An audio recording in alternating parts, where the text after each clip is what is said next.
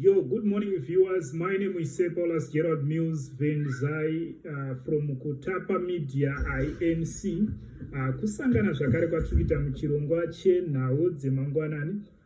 Tatiti kumbokupakurira zviri kubikwa pachitungwiza. So today I want to bring to you or to your attention the good deeds that have been done by Prophet Passion Java. We have just received from our news crew that Passion Java is currently at Chitungwiza General Hospital, where he donated 2 ambulances plus other different assorted medical equipment, which we are yet to confirm. Kuti zvimbori zvii.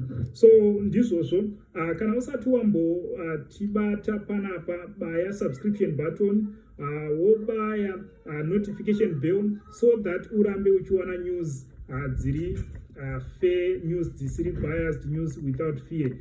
Saka tinongoti I think muvidhio riri kuteerero muchaona mukoma Passion Java vadonata maambulance, then vadonata equipment.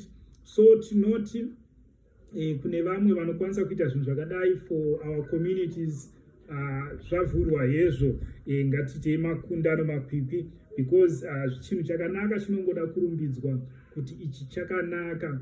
And I can see kuti vanhu vazhinji vari kufara from what we have received so far.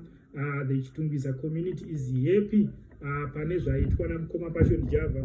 Vanga vasingazivi kuti mukoma Passion Java vanobva kuchitungwiza.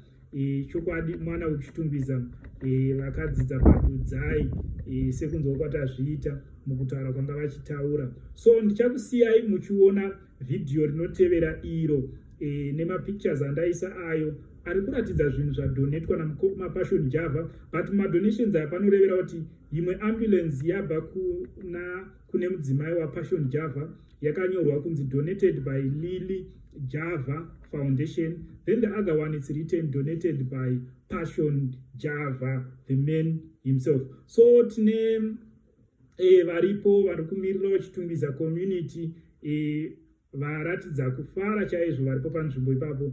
Tiringoona nemhururu nemiridzo nemheterwa. So ngatisarei tichiteerera vhidhio rinotevera. Until next time, your host Paulus Gerald Mills Venzai aka Baba Bwarabwidi. See you next time.